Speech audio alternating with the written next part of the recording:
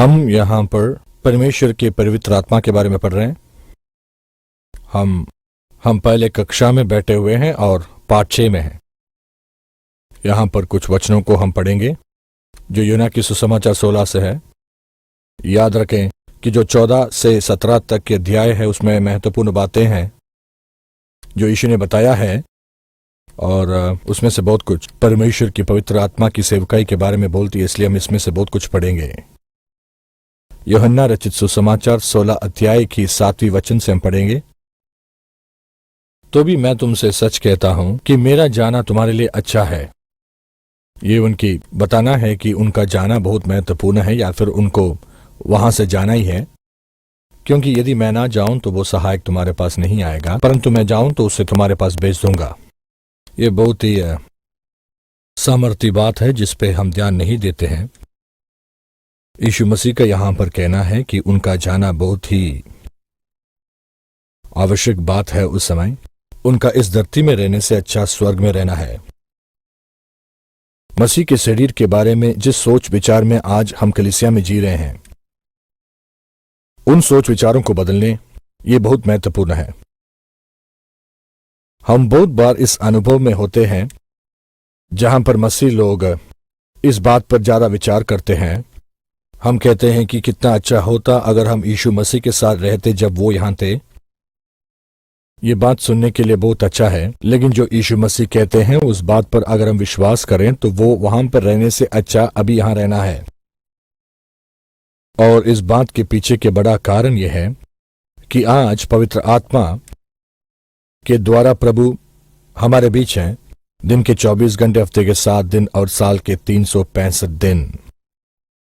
जब यीशु मसीह इस धरती पर थे तो एक समय पर एक जगह पर ही रहते थे। इसलिए अगर यीशु मसीह को उन जमाने में हमको देखना था तो हमें लंबा सफर करना पड़ता, क्योंकि कहीं पर भी मैंने नहीं देखा है कि वो हमारे शहर के बीच में से चलते थे। इसलिए इस बात को अच्छी तरह से हमें समझना है कि जब यीशु मसीह कहते हैं कि मुझे जाना ही अच्छा होगा, क्योंकि जब मैं जाऊं तो मैं पवित्र आत्मा को भेजूंगा और वो तुम्हारे साथ रहेगा, हमेशा रहेगा।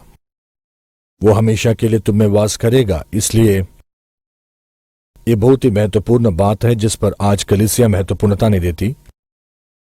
यहां पर 8वें वचन की तरफ हम ध्यान देंगे, जो बहुत ही महत्वपूर्ण वचन है जिसके द्वारा आज हम पढ़ने जा रहे हैं। और वे आकर, जो पवित्र आत्मा है, संसार को पाप और धार्मिकता से और न्याय के विषय में निरंतर करेगा। पाप के विषय में इसलिए कि वे मुझ पर विश्वास नहीं करते, और धार्मिकता के विषय पर इसलिए कि मैं पिता के पास जाता हूं। न्याय के विषय में इसलिए कि संसार की सरदार दोषी ठहराया गया है। अब 3 बातों को मैं आज बोलने जा रहा हूं जो पवित्र आत्मा हमारे बीच कर रहे हैं। ये विशेष बात है जो ये वचन में है, और मेरे लिए अद्भुत बात है कि इस बात को बहुत सारे लोग आज भी नहीं समझते हैं, और इसी कारण मैं इसके बारे में बोलना चाहता हूं। एक और बार हम देखते हैं कि इसका कारण क्या है कि बहुत लोग इस विषय पर ध्यान नहीं देते हैं। वो ये है कि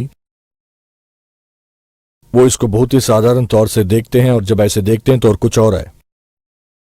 ये बहुत ही गलत बात है। इसलिए हम इसके गहराई में जाकर देखेंगे कि इसके अंदर क्या सत्य है। और अक्सर ये बात ऐसे होता है, हम जो मसीह के शरीर में इस विषय को पढ़ते हैं इसके गलत अर्थ निकालते रहते हैं, और हम कहते हैं कि यही सही है और इसी विषय में यीशु ने यह कहा है। और हर बार हम इस विषय के बारे में बोलते हैं कि यीशु इस बात को हर वक्त लोगों के मन में याद दिलाते थे कि परमेश्वर की आनंद को पाने और उसके राज्य में जाने के लिए एक बच्चे की तरह हमें रहना है। और इसके द्वारा वो ये कहने की कोशिश कर रहे हैं कि एक बच्चे की तरह विश्वास होना चाहिए स्वर्ग पहुंचने के लिए। और काफी बच्चों में ये एक कमी हम देखते हैं। सोच लीजिए कि आपके बच्चे के लिए खिलौना आपने लेके दिया तो वो घर में आकर उसको खोलकर कभी भी नहीं पढ़ता है। वो ये नहीं सोचते हैं कि उसके अंदर बाहर क्या है, उनको सिर्फ इस बात की खुशी रहती है कि उनको खिलौना मिला है। और हमें अच्छी तरह से याद रखना है कि यीशु मसीह जो बात कहते हैं जिसको प्राप्त करने के लिए हमें आनंदित रहना है, कि हमें परमेश्वर की राज्य की सारी बातों को प्राप्त करने बच्चों की तरह एक विश्वास हमारे अंदर होना चाहिए। वो जो बात कहते हैं उसमें हमें पूरा विश्वास रखना है। मेरे बच्चे जब छोटे थे और जब मैं कहता था कि मैं उनके लिए कुछ करने जा रहा हूं, अगर हम उनसे कहें कि हम उनको शनिवार के दिन चिड़ियाघर लेके जाएंगे तो बहुत खुश हो जाते हैं और उनके सारे दोस्तों को बताते हैं कि वो चिड़ियाघर जा रहे हैं। लेकिन मैंने कभी नहीं देखा कि मेरे बच्चे मेरे घर के चारों ओर घूमें और बताएं कि मैं विश्वास करता हूं कि मैं जा रहा हूं, मैं विश्वास करता हूं मेरे हृदय में कि मैं चिड़ियाघर जा रहा हूं, मैं अपने मुंह से यह बात बोल रहा हूं कि चिड़ियाघर जा रहे हैं। मैं उस नकारात्मक सोच को बांधता हूं कि मैं चिड़ियाघर नहीं जाऊंगा।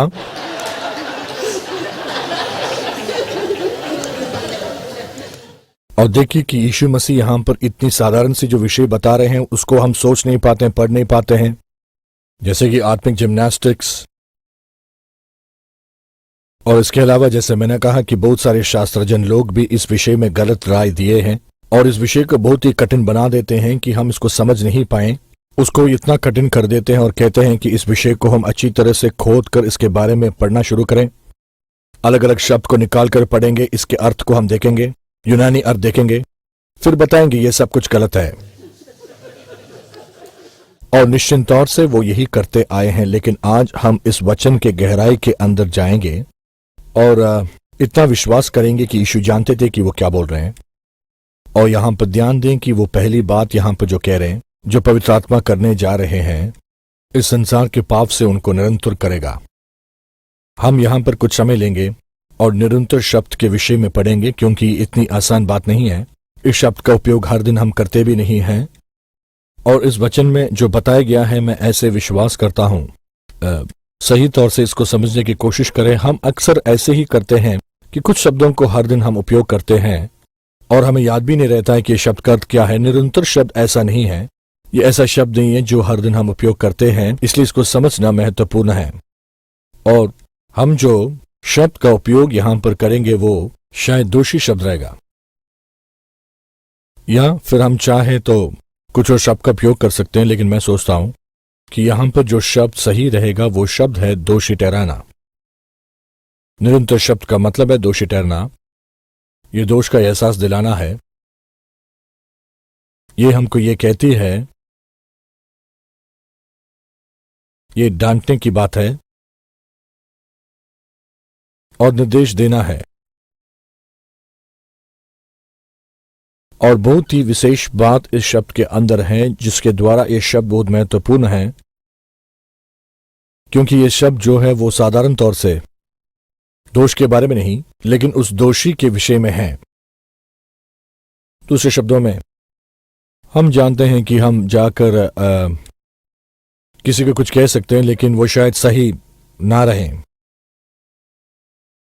इस शब्द में जो महत्वपूर्ण बात अर्थ के तौर पर कहा गया है कि जब उसको उपयोग करें तो उसके अंदर जो सच्चाई छुपा हुआ है उसके बारे में वो बताती है। और इसको पूरी तरह से खत्म करने के लिए जिस व्यक्ति को दोषी ठहराकर दंड देकर डांटा है, अपनाता है कि वो गलत था। तो ये जो बात है, ये बहुत ही अजीब एक शब्द है जिसका महत्वपूर्ण उपयोग हम हर दिन के जीवन में शायद नहीं करें। मैं कभी इस शब्द का उपयोग नहीं करता हूं, हम ज्यादा नहीं करते हैं, लेकिन ये बहुत ही विशेष शब्द है और उसको समझना ही है हमें।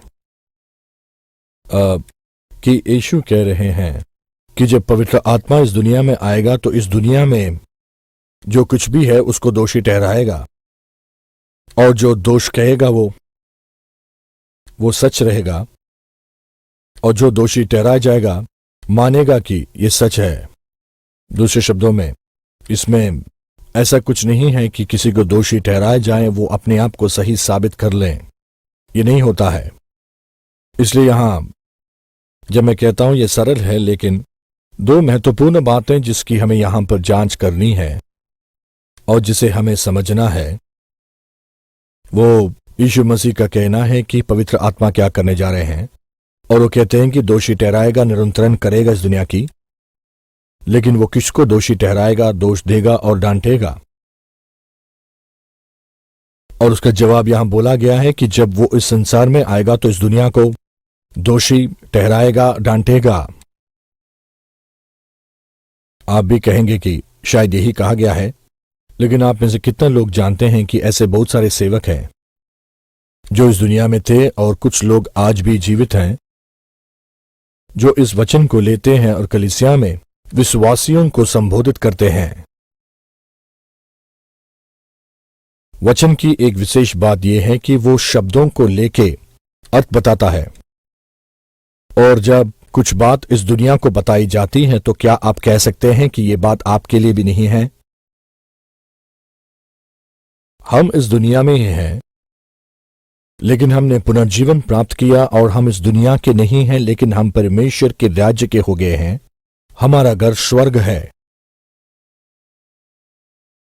हम इस दुनिया की एक प्रक्रिया के बाग नहीं रहे हैं। हमें इस दुनिया की अंधकार से बाहर निकाला गया है और परमेश्वर की जो राज्य है जिसमें उसका पुत्र वास करता है, उसमें हमें प्रवेश किया गया है। यीशु मसीह कहते हैं कि तुम इस दुनिया में हो, लेकिन इस दुनिया के नहीं हो। इसलिए वचन में जब हम इस शब्द को देखते हैं जहां पर दुनिया कहा गया है, और जब यह दुनिया के बारे में कहा गया है, तो इस दुनिया की प्रक्रिया को वो बताती है। जब यह दुनिया की प्रक्रिया के बारे में बताया जाता है तो वो विश्वासियों के बारे में नहीं है। आप कहेंगे कि यह सही बात है। आप सोचेंगे कि मैं इसको क्यों ऐसे बता रहा हूं। हमें यह समझ में आना चाहिए कि परमेश्वर की पवित्र आत्मा की प्रक्रिया क्या है। जब वो आएगा तो इस दुनिया की सारे विषयों पर वो दंड देगा। वो विश्वासों के बारे में भी कह रहा है, इसके बारे में हम आगे पढ़ेंगे, लेकिन यहां पर जो कहा गया है वो दुनिया के बारे में है। ये जो वचन हम यहां देख रहे हैं, यीशु मसीह हमसे बता रहे हैं कि जो विश्वासी लोग नहीं हैं उनके साथ पवित्र आत्मा जब आएंगे तो वो क्या करेंगे। और जैसे हमने देखा कि वो किस विषय के बारे में निरंतर करके इस दुनिया को दोषी ठहराएंगे, सबसे पहले हम देखते हैं वो पाप के बारे में हैं। वो इस दुनिया के पाप के विषय में उसको दोषी ठहराएगा। एक और बार जब इस विषय के बारे में पढ़ते हैं तो इस बात पर ध्यान देना है कि हमारी जो सोच विचार थी इस वचन के बारे में, जो हमारी विश्वास थी, जिस तरह से हम इस वचन को देखते थे, मेरी संस्था जो इसके बारे में सिखाती थी, हम जो हैं यीशु पर ध्यान नहीं देते हैं। और यीशु मसीह कहते हैं कि इस संसार में उसके पापों के लिए वो और उस पर विश्वास ना करने के विषय में इस दुनिया को दोषी ठहराएगा। ये 9वें वचन में वो कहते हैं।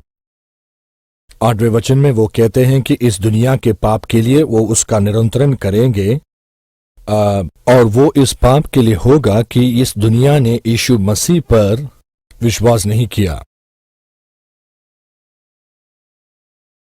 अब आप में से कोई बोल रहे होंगे कि मुझे समझ में नहीं आ रहा है कि आप क्यों इसे इतना बड़ा क्यों इसको इतना मुश्किल बना रहे हैं। जो बात यहां बताई गई है बहुत साफ है। इसको मैं इसलिए इतना बड़ा बना रहा हूं क्योंकि मेरी कोशिश यह है कि मैं उन हजारों सेवकों को और विश्वासियों को यह समझाऊं कि इस वचन का उपयोग गलत तौर से किया गया है। और इसी बात को हम यहां पर देखेंगे। ये दुनिया जो है वो विश्वासी नहीं है। ये दुनिया जो है वो उस प्रक्रिया को दर्शाती है और उन लोगों को दर्शाती है जो इस दुनिया के साथ मिले हुए हैं और दुनिया की बातों को मानते हैं। और यीशु मसीह का यहां कहना है कि जब पवित्र आत्मा आएगा तो इस दुनिया के अंदर की जो पाप और धार्मिकता है उसमें उसका निरंतरण करेगा वो। और जिस पाप का निरंतरण वो करेगा वो ये है कि दुनिया ने उस पर विश्वास नहीं की। यहां पर अच्छी तरह से ध्यान दें कि यीशु ये नहीं कह रहे हैं कि इस दुनिया को उसके झूठ के लिए वो निरंतरण करेंगे, चोरी के लिए नहीं, व्यभिचार जैसी पाप के लिए नहीं, पीने या मारने के लिए नहीं, और जो कुछ भी आज है। लेकिन हमने कितने बार परमेश्वर के सेवकों को सुना है। मैं सेवकों के बारे में इसलिए बोल रहा हूं क्योंकि मैं भी एक सेवक हूं जो कलीसियाओं में खड़े होकर पाप के विषय के बारे में बहुत कुछ बोलते हैं और लोगों को कहते हैं कि वो कितने बुरे हैं और उन्होंने परमेश्वर के खिलाफ क्या क्या नहीं किया। उसके बारे में नहीं बोलना चाहता हूं। मेरा कहना यह है कि वो लोगों को ये कहने की कोशिश करते हैं कि जो मारपीट उन्होंने की, जो चोरी की, जो खून और दबाव किया है, ये सारी जो चीजें जो हरदम किया जाता है, जो हरदम श्रृंखला में आगे रहती है, और कहते हैं कि इसमें से वो मन फिराएं, और वो बुलाते हैं कि लोग कलीसिया में सामने आएं और प्रभु के उपस्थिति में अपने पापों को कबूल करें। और जब ये कर रहे हैं कोई लोग, तो वो अपने आप की क्षमता से वो करते हैं, पवित्र आत्मा से नहीं। और पवित्र आत्मा भी उस व्यक्ति के जीवन में उस विषय में कभी भी काम नहीं करते हैं। क्या आप जानते हैं कि अगर आपके जीवन में इस प्रकार की कोई पाप हो, चाहे पाप के बारे में जितनी भी बड़ी एक लिस्ट बना लो, अगर यही वो बात है जिसके द्वारा एक व्यक्ति स्वर्ग नहीं जाता बल्कि नरक में जाता है, तो उसे सिर्फ इतना करना है कि जो ये सब पाप है उसको करना छोड़ दें। अब सवाल है कि कौन सा इस पापों की श्रृंखला में कौन सा है जो मुझे नरक भेजेगा? इसको समझने में मुश्किल होता है, और यही एक बात है जिस पर हमें ध्यान देना है कि उन जमाने से लेकर आज तक परमेश्वर की कलीसिया में बोला जाता है, और इन सब पापों को इतनी महत्वपूर्णता दी जाती है कि कलीसिया में सबको इसके बारे में बोला जाता है। और इसके कारण एक ऐसी विचार पैदा हो जाती है कि लोग सोचते हैं कि ये पाप करना छोड़ दूं तो मैं ठीक हूं। अगर उस दिन की सबसे बड़ा विषय चोरी करने की बात हो, तो जब आपको बताया जाता है कि चोरी करना बहुत ही गलत है, मैंने कहीं नहीं सुना है कि कोई कहता है कि चोरी सही है। लेकिन सोच लीजिए कि विषय यह है कि चोरी करना कितना गलत है, और उसके बारे में प्रचार करते हैं, और फिर लोग सोचते हैं कि मुझे ये छोड़ना है। तो आप सोचने लगेंगे कि मैं चोरी करना छोड़ दूं तो मैं ठीक हूं और आप स्वर्ग जा सकते हैं। अच्छी तरह से इस बात को आप समझ लें कि पवित्र आत्मा उन लोगों के साथ कार्य नहीं करता जो इस पाप के बारे में ऐसे संदेश देते हैं। हम जानते हैं कि पवित्र आत्मा एक खोए हुए व्यक्ति के जीवन में सिर्फ एक विषय कहते हैं। वो यहां पर एक पिए हुए व्यक्ति को अपनी गलती नहीं बोलता है, लेकिन जिस विषय पर इस दुनिया को दोषी ठहराकर इस दुनिया को वो दंड देगा वो ये है कि उन्होंने यीशु मसीह को नहीं माना कि वही प्रभु हैं।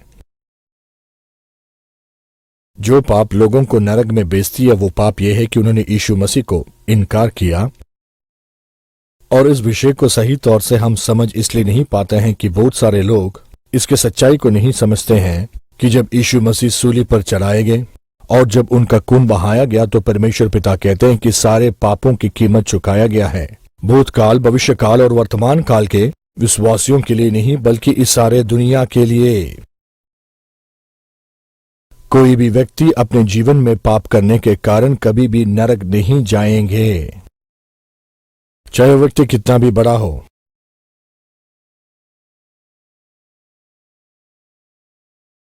जो बात एक व्यक्ति को नरक तक लेके जाएगी वो बात यह है कि वो विश्वास नहीं करता है कि यीशु मसीह प्रभु है और उसके पापों के लिए वो मरे। इसलिए जब खोए हुए लोगों के साथ हम बात करते हैं तो हम जाकर उनकी जो पाप है और जो गलतियां उन्होंने किया है उसके बारे में उनको बताने की कोशिश नहीं करते हैं। उनको पता है कि वो गलती कर रहे हैं और वो उसमें से निकलना चाहते हैं। आप उनको बताओ कि उनका पाप धुल गया है।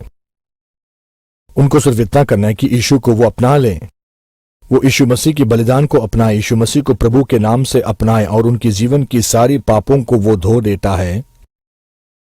और जब हम इसके बारे में बोलते हैं और ये कहते हैं कि ये एक कारण है, लेकिन हमें उनको ये बताना है कि वचन ये कहती है कि परमेश्वर अच्छे हैं और उनके सारे पापों के लिए उसने अपने आप को बलि दिया, और उनको बताना है कि प्रभु उनसे प्रेम करते हैं। उनको कहना है कि उनका पाप धुला गया है और उनको सिर्फ वो अपनाना है, और उसी समय पवित्र आत्मा आप में काम करेगी और उसको समझाया जाएगा कि उसके जीवन में क्या पाप है और किस तरह से उसने यीशु को अपने जीवन में स्वीकार नहीं किया। और उनको उत्साहित करना है यीशु को अपनाने के लिए, उनके साथ सुसमाचार बांटना है।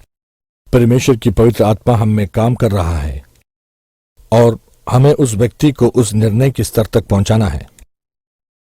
ये जो बात मैं आपसे कह रहा हूं उसमें सबसे डरावना बात यह है, मैं आपसे ये इसलिए बता रहा हूं क्योंकि एक संस्था की बाग में रहा हूं और मैंने काफी बार एक बात को देखा है कि जब लोगों को अपने पाप के बारे में बोला जाता है तो वो उस पाप को छोड़ देते हैं और सोचते हैं कि अब वो ठीक हैं।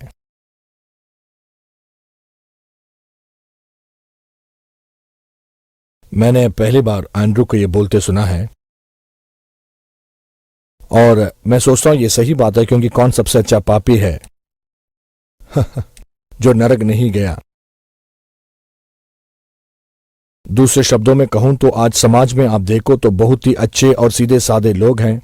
कुछ लोग ऐसे भी हैं जिनके बारे में हम कह सकते हैं कि एक विश्वासी से ज्यादा वो पवित्र रहते हैं, लेकिन फिर भी अगर उन्होंने यीशु को स्वीकार नहीं किया तो वो नाव छोड़ चुके हैं। जब तक हम हमारे कलीसिया में जो संदेश बोला जाता है और हमारे अध्ययन को ना बदलें, जिसके द्वारा लोगों को ये बता सकें कि वो क्या करना है जिसके द्वारा वो स्वर्ग जा सकते हैं, हम देखेंगे कि बहुत सारे लोग रहेंगे जो अपने पापों से दूर भागेंगे और कोशिश करेंगे कि वो गलतियां ना करें और कभी पाप ना करें। ये सब कुछ करने के बावजूद अगर यीशु को स्वीकार नहीं की तो वो नरक जाएंगे। इसलिए बहुत ही महत्वपूर्ण बात है कि जब आप समाज में किसी के साथ सुसमाचार कह रहे हैं और अगर आप चाहते हैं कि पवित्र आत्मा आपके द्वारा काम करें, तो फिर आपको परमेश्वर की अच्छाइयों के बारे में बोलना है और उनको ये बात समझाना है कि उनकी सारी जो पाप थी उसके लिए यीशु मसीह मर चुके हैं।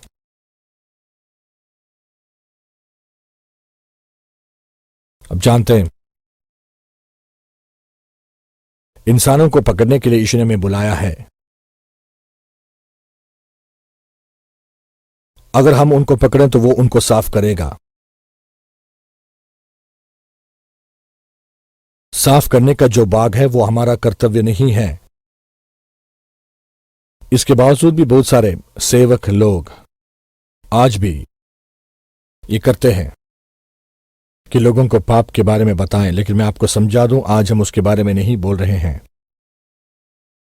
मुझे याद है, जैसे मैंने बोला, हमारे पुराने दिनों में मैं एक बपतिस्म की कलीसिया में पासवान रहा हूं और वहां सेवकाई भी की है और वहां पर पाप के बारे में हरदम बोला जाता था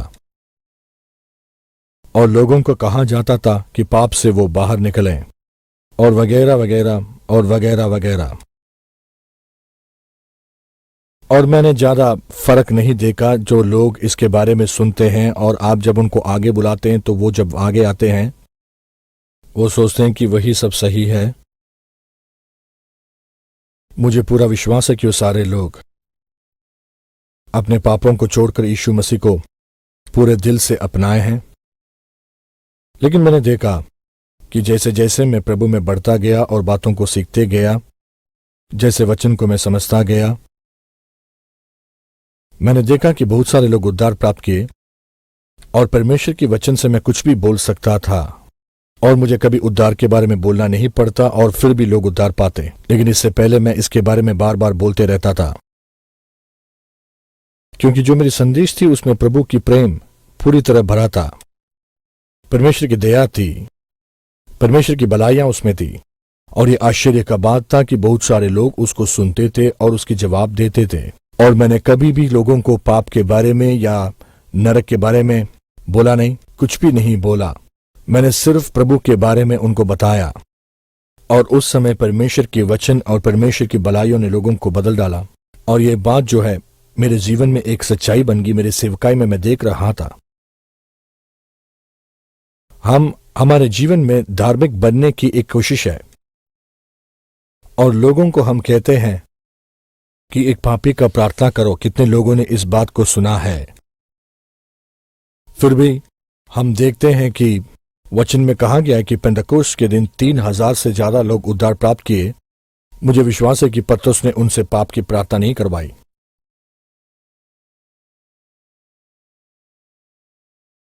मैंने देखा है, पूरे सच्चाई के साथ मैं कह सकता हूं, अपने सेवकाई में मैंने बहुत सारे लोगों को ऐसे देखा है जिन्होंने ये प्रार्थना की है और वैसे के वैसे ही रहे हैं जैसे वो पहले थे।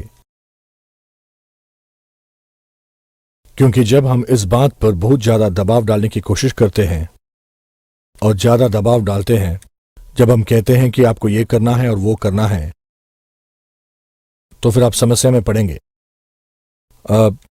मैंने पहले भी आपको ये बताया कि जब मैं छोटा सा एक लड़का था तो मुझे बताया गया कि मैं यीशु मसीह में विश्वास करूं और मैंने विश्वास किया कि वो प्रभु है और मैं ये सोचता था कि मैं स्वर्ग जाऊंगा। और इस बात के कारण मैं बड़ा तो हो गया लेकिन उद्धार नहीं प्राप्त किया था। लेकिन उस समय में आपको इस बात की एहसास होती है मुझे वो समय पूरी तरह से याद नहीं है, लेकिन जब मैं 18 साल का था, एक कलीसिया की संगति में मेरे अंदर एक पाप का एहसास हुआ। मुझे यह समझाने के लिए मेरे पास शब्द नहीं है, लेकिन मेरे अंदर कुछ चित्रीकरण की तरह हो रही थी और वो मेरे अंदर इतना दबाव डाल रहा था कि जब पासवान ने मुझे संगति के बाद बुलाई, मुझे अपने घर वो लेके गए और उनके साथ साथ पापी का प्रार्थना मैंने की। प्रभु मुझसे बात कर रहे थे, लेकिन वहां पर मैं शब्दों को सिर्फ दोहरा रहा था और मैं वहां से गया, लेकिन कोई बदलाव नहीं आया। और उसके बाद शायद, मुझे नहीं पता, 8, 9 या 10 साल के बाद जब मैं अपने एक दोस्त से मिलने के लिए एक जगह से गाड़ी चलाकर मैं दूसरी जगह पर जा रहा था। जब यह व्यक्ति टेक्सास में रहता था तो हम लोग बहुत करीब हो गए थे और कुछ काम था उनसे। अपने काम को भी मैं छोड़कर अपने जगह से वर्जीनिया की तरफ मैं जाने के लिए तैयार हुआ कि मैं जाकर इस दोस्त से मिलकर वापस आऊं। और वहां पहुंचने के बाद रात को मैं सोने वाला था और उस दोस्त ने कहा कि कल कलीसिया जाएंगे। तो मैंने सोचा क्या जरूरत है ये, मैं तुमसे मिलने के लिए इतने दूर से आया हूं और तुम कलीसिया जा रहे हो। और उसने कहा कि तुम चाहिए तो यहां रह सकते हो या फिर हमारे साथ जा सकते हो, वो तुम्हारी ही पसंद है। और मेरी मन की आशा ये थी कि मैं उनसे मिलूं और उनके साथ रहूं, इसलिए मैं उतना दूर गया। और अगले रविवार के दिन मैंने कोई पापी का प्रार्थना नहीं किया, मैंने कुछ और काम नहीं किया, लेकिन मेरे यीशु मसीह के साथ ऐसी मुलाकात हुई जो मुझे याद है कि मेरे जीवन को पूरी तरह से बदल डाल दिया था। और अगर आगे कुछ समय मिलेगा तो मैं आपको इसके बारे में बताऊंगा। मैं उनसे इसलिए मिला क्योंकि ये जो व्यक्ति था मेरे साथ रहा है और जब हम एक साथ रहते थे करीबन 3 साल तक वो मेरे मालिक रहे हैं। मैंने कभी भी ऐसे एक व्यक्ति को नहीं देखा था क्योंकि ये हरदम खुश रहते थे और हरदम ये बताते थे कि प्रभु ने उनके लिए क्या किया है और कैसे अद्भुत कार्य किए हैं। वो कोई जोर नहीं डालते थे, कोई दबाव नहीं डालते थे, मुझे बदलने की कोई दबाव कभी नहीं डाला, लेकिन मेरे सामने एक जीवन जिया। पहली जो असर मुझे इस आदमी से मिला वो तब था जहां हम काम कर रहे थे। वो वहां पर सामान की रखवाली करते थे और वहां पर एक कार्यकर्ता उनको एक पर्ची दी काउबॉय गेम्स के लिए। वो डैलस वाली काउबॉयज थी, अमेरिका का टीम, परमेश्वर की टीम।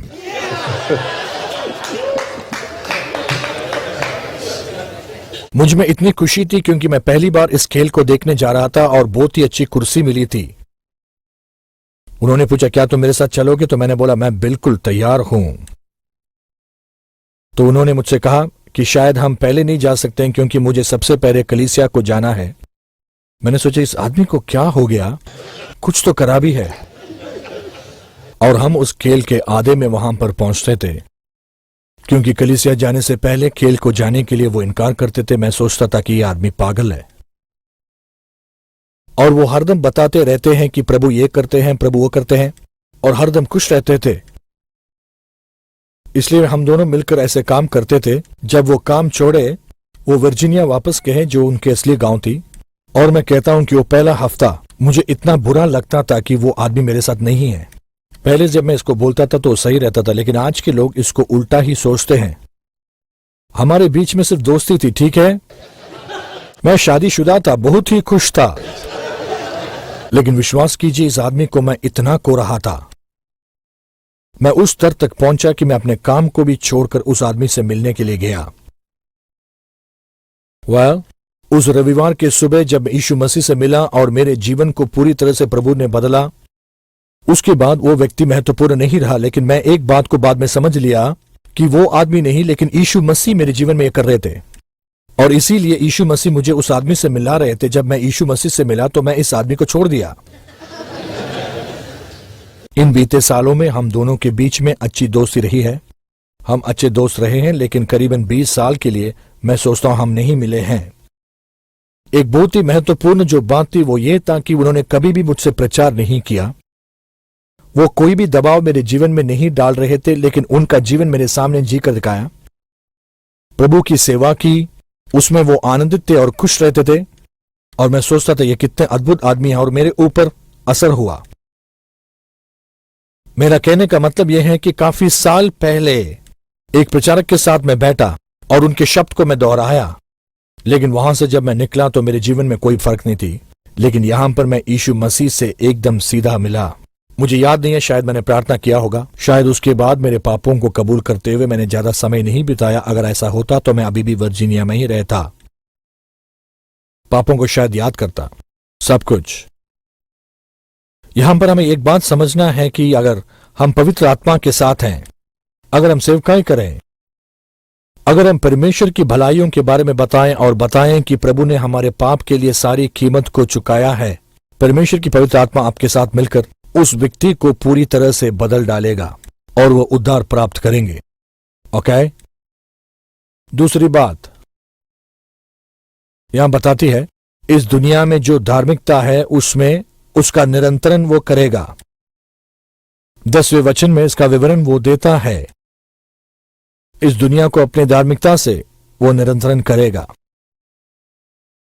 और 10वें वचन में कहा गया है कि धार्मिकता के बारे में मैं अपने पिता के पास जाऊंगा और तुम मुझे नहीं देखोगे। इस दुनिया में जो लोग हैं और ये दुनिया जो खुद है, इस कोशिश में है कि वो सही हैं और अपने आप को सही साबित करने की कोशिश कर रहे हैं। ये हर दम होती रहती है जो देखते हैं। हम अपने आप को सही ठहराते हैं, हम कहते हैं कि हम धर्मी हैं और हमने सही बात की है, और इस सारी दुनिया को आप देख सकते हैं कि वो कहते रहता है कि वो सही है। और फिर आप देखते हैं कि मानसिक संतुलन के बारे में नियंत्रण करने वाले आकर आपसे कहते हैं, हां तुम ठीक हो, मैं ठीक हूं, सारी दुनिया ठीक है, सब हालेलुया। एशिया की पुस्तक 64:6 में बताया गया है कि हमारी जो धर्म है वो इस दुनिया की मैले चित्रों जैसा है। रोमियो की पत्री 3 और 10वीं वचन बताती है, कोई भी धर्मी नहीं है, एक भी व्यक्ति नहीं है। तो पवित्र आत्मा जो बताती है, प्रभु यीशु मसीह बताते हैं कि पवित्र आत्मा वो जब आएगा तो इस दुनिया को अपने पाप से और अपने सारे धार्मिकता से नियंत्रण करेगा। ये उस काम को पूरी तरह से दर्शाती है जो यीशु ने सूली पर किया और जाकर अपने पिता के दाहिने ओर बैठ गया। वो हमको ये दिखाने की कोशिश करेगा कि जो हमारी परमेश्वर के साथ निरंतर रिश्ता है वो प्रभु के द्वारा ही होता है, कि एक इंसान अपने खुद की कोशिश के द्वारा प्रभु के साथ रिश्ता नहीं बना सकता, वो हर दम हार जाएगा। और पवित्र आत्मा इसके लिए उसमें काम करेगी। ये वचनों को आप देखें रोमियो की पत्री 3 में।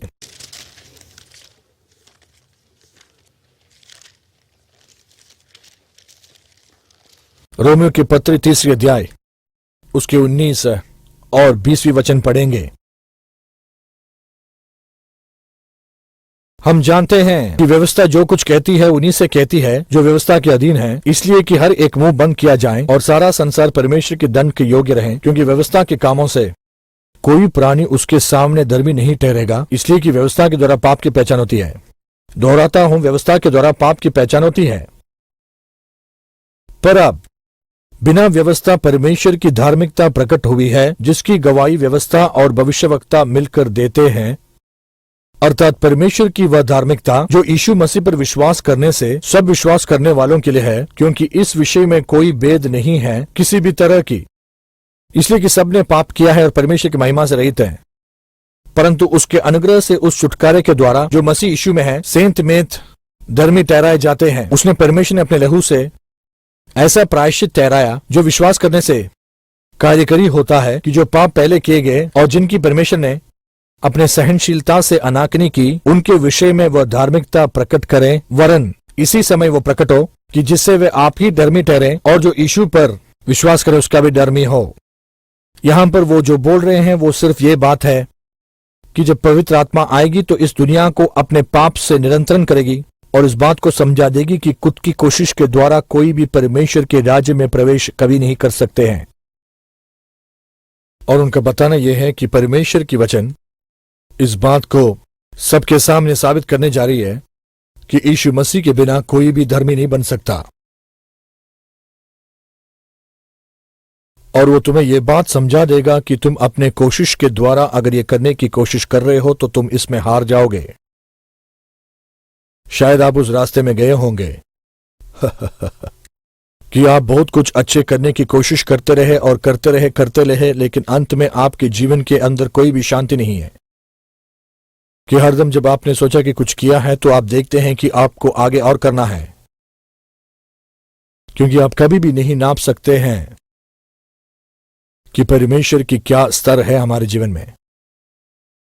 और यही पवित्र आत्मा करती है अविश्वासी के जीवन में, कि ये दिखा दे कि उनकी भलाइयां या कोशिशों के द्वारा प्रभु को वो नहीं देख सकते हैं और उसे हासिल करने के लिए एक उद्धारकर्ता की जरूरत है।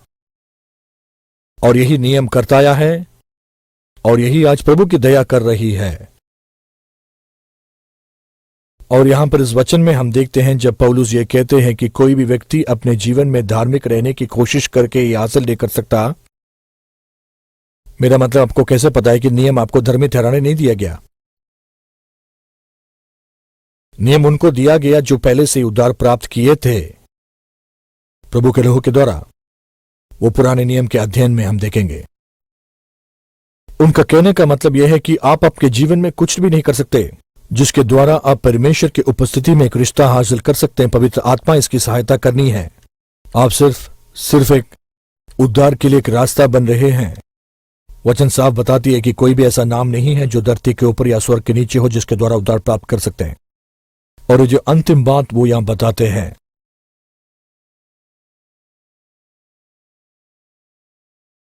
वापस यूहन्ना 16 में जाएं। 8वां वचन, संसार को पाप, धार्मिकता और न्याय के विषय में निरंतरण करेगा। धार्मिकता से भी और न्याय से भी। और 11वें वचन में इसके बारे में विवरण देते हैं वो न्याय के बारे में, क्योंकि संसार का सरदार दोषी ठहराया गया है। ये समझ लें, वो यहां पर उस व्यक्ति के बारे में नहीं बोल रहे हैं जो खोए हुए हैं और जिनके ऊपर दंड आने वाली है।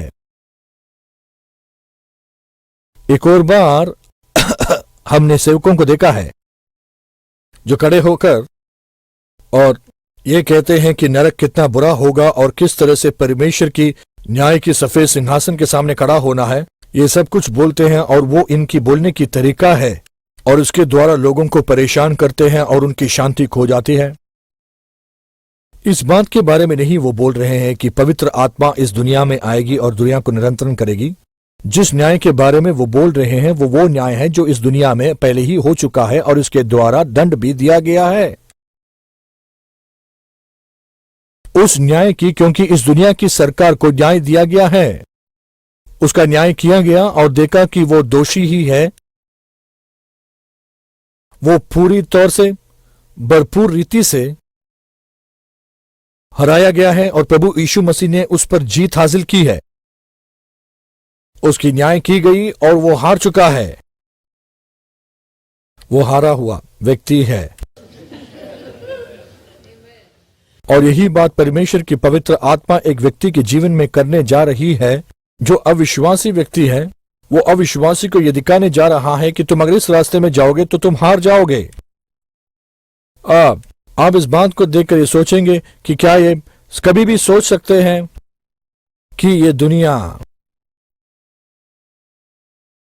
किस तरह से हार या जीत को अपनाती है।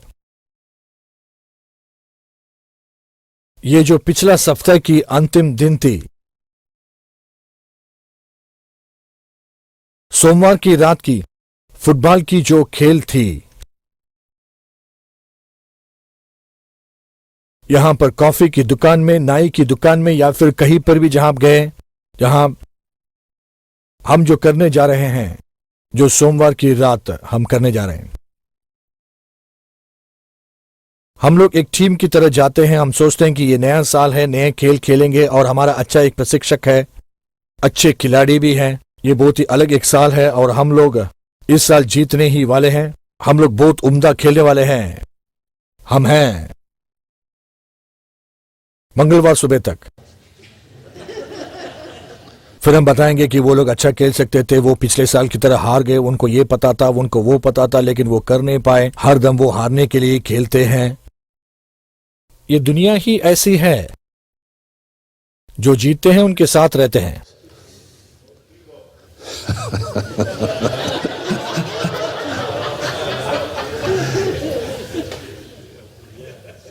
अगर हार गए तो छोड़ देंगे। अगर जीत गए तो हम हैं। क्या ये देखा है? आप शायद वो खेल जहां पर हो रही है उसके पास भी नहीं होंगे, लेकिन अगर वो जीत गए तो आप ये बताएंगे कि हम हैं वो। अगर हार गए तो हम नहीं हैं। ये दुनिया ऐसे ही सोचती है और हरदम जीतने वालों के साथ ही रहती है।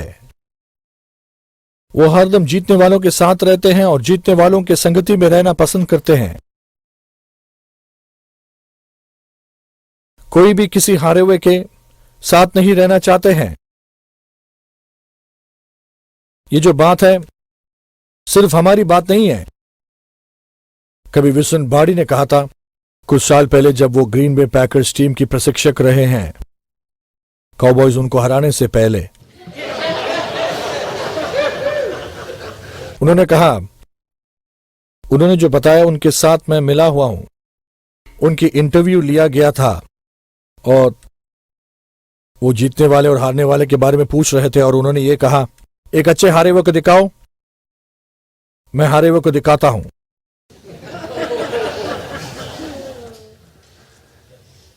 और अब जानते हैं, ये जो बात थी उनके खेल को दिखाती है, लेकिन आप देख सकते हैं कि इसका संबंध वचन के साथ है,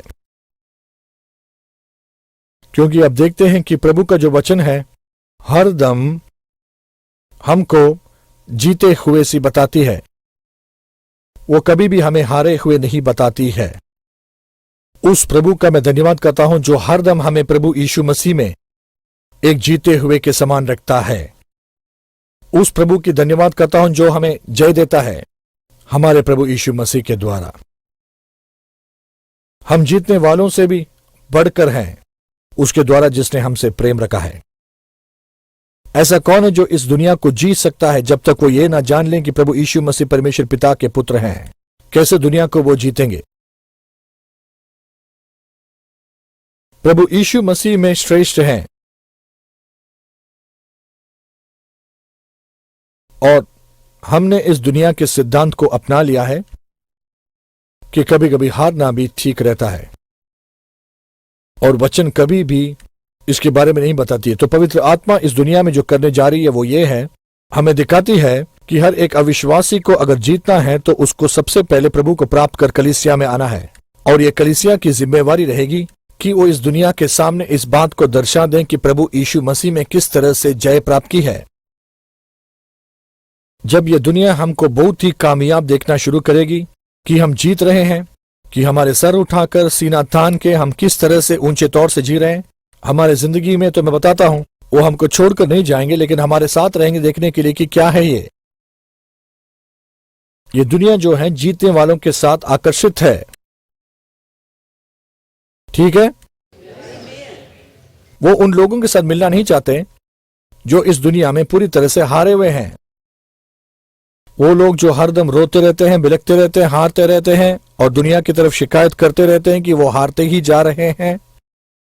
हमारे साथ हमारे कलीसिया में आए, हम पर थोड़ा दया करें। अब जानते हैं, दुख और संकट से मैं भरा, परेशानी से भरा, अंधकार की गहराई में बुरे हाल से मैं पीड़ित। ये पता नहीं मेरे साथ क्यों हुआ, मैं इतना फंसा हूं। दुख और संकट, दुख मेरे जीवन में।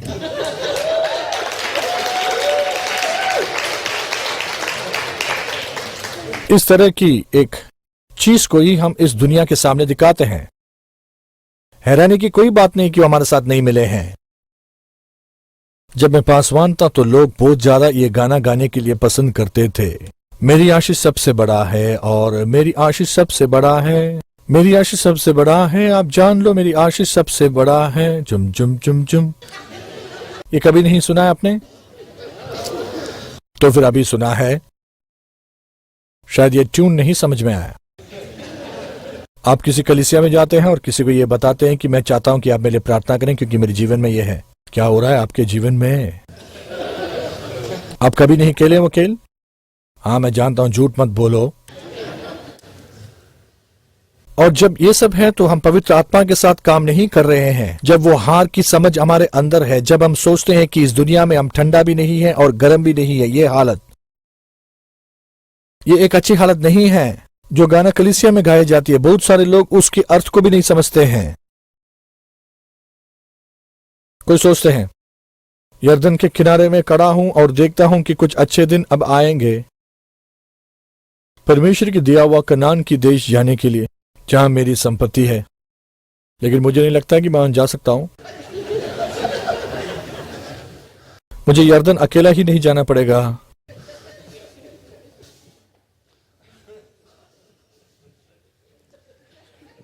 प्रभु, तुम्हारे स्वर्ग के कोने में मेरे लिए एक कमरा बनाना। जो भी लोग छोटा कमरे के लिए सोचते हैं वो निराश हो जाएंगे, क्योंकि वहां पर बहुत बड़ी महल है। लेकिन आप देखिए, इस तरह से ही कलीसिया में बातों को बताई जाती है, और हम पवित्र आत्मा को कभी भी समय नहीं देते हैं कि वो लोगों के साथ कार्य करें। वो नियम के सामने बताने जा रहा है कि शैतान जो है वो हार चुका है। अगर तुमको जीतना है तो यीशु मसीह के साथ तुम मिलो। हालेलुया। वचन बताती है कि प्रभु यीशु मसीह शैतान के खिलाफ आकर हमको पाप से बचाया, उसके राज्य की पूरी तबाही की और उसको पूरी तरह से हरा दिया, और फिर कलीसिया को देकर बताया कि तुम इस जीत के रास्ते पे चलो। हम पवित्र आत्मा के साथ मिलकर लोगों को उद्धार में लाने की कोशिश करेंगे, और पवित्र आत्मा हमारे साथ मिलकर हमें इस रास्ते पर लेकर जाएं कि हम लोगों को छुड़ा पाएं और उनको बता पाएं कि प्रभु उनके पाप को हटाकर उनसे प्रेम करते हैं। आप कभी भी इस काम को अकेले कोशिश करने से नहीं होगा, आपको पवित्र आत्मा के साथ मिलकर इस बात पर कोशिश करनी है। और अगर आपको जीतना ही है तो यीशु मसीह के साथ मिलें। आप जानते हैं, अगर ये जो बात कही है लोगों के लिए एक अच्छी संदेश है, हम जो विश्वासी लोग हैं हमारे लिए कितना भला है। हमारे पाप को हटाया गया, सब कुछ हटाया गया, कभी भी याद नहीं करना है। हमारी जो धर्म है वो यीशु मसीह में है। हम लोग प्रभु यीशु मसीह के द्वारा परमेश्वर की धार्मिकता बन गए हैं, और हमारा दुश्मन हमेशा के लिए, हरदम के लिए हारा है। हालेलुया। परमेश्वर की स्तुति करो। आमीन। और जैसे कि हम हमारे जीवन में हर एक दिन आगे बढ़ते रहेंगे, ये सब कुछ वो महत्वपूर्ण बातें हैं जिसे हमें हमारे मन में रखना ही है कि हमें पवित्र आत्मा की सामर्थ की जरूरत है कि हम आगे बढ़ें। परमेश्वर की राज्य में आगे बढ़ने के लिए पवित्र आत्मा के साथ हमें बढ़ना है, ताकि ये सब कुछ चीज हमारे जीवन में हो जाए। मुझे ये नहीं पता है कि आप में से कितने लोग इस बात में शामिल हैं, जो मुझे पता नहीं कि इसको कैसे कहना है, जैसे बाहर जाते हैं और सब लोगों के दरवाजे पे खटखटाते हैं। मैं एक बैप्टिस्ट हूं। मैं ऐसे जाता था, कलीसिया के साथ मिलकर जाता था। मैं जाते वक्त मैं प्रार्थना करता था कि कोई नहीं मिलना चाहिए, ताकि उनके दरवाजे पे मैं लिख कर आऊं कि मैं वहां पर आया था। ये जो थी एक ऐसी अनुभव थी जिसके द्वारा मैं गुजरा मेरे जीवन में। एक बात को आप समझ लें कि परमेश्वर की वचन बताते हैं कि जब तक पवित्र आत्मा किसी को खींच ना ले वो नहीं आ सकता। ये जो बाहर जाने वाली बात के बारे में इतने साफ तौर से परमेश्वर के वचन में कुछ बोला नहीं है। आप जानते हैं प्रभु की वचन क्या कहती है कि तुम सामर्थ प्राप्त करोगे जब पवित्र आत्मा तुम पर आएगी, और फिर तुम एक गवाह जरूर बनोगे। अगर दूसरे शब्दों में कहूं तो हमारे जीवन एक गवाही बन जाती है। हम इस बात की गवाही देते हैं कि प्रभु हमारे जीवन में क्या किए हैं। इसके बजाय हम जो करते हैं वो ये है कि हम लोगों को बोलते हैं कि तुम किसी काम के लायक नहीं हो, इसलिए तुम्हें क्या है, उद्धार प्राप्त करना है या नहीं, और नरक जो है गर्म है। घुटने टेको, तुम पापों को कबूल करो। पवित्र आत्मा पूछेंगे ये तुम क्या कर रहे हो। अगर तुम बाहर जाके लोगों को ये बता सकते हो कि प्रभु कितना प्यारा है, और कह सकते हो कि तुम्हें सिर्फ अपने पापों को कबूल करना है, परमेश्वर की पवित्र आत्मा हमारे साथ मिलकर उन लोगों को उद्धार देगा। आमीन।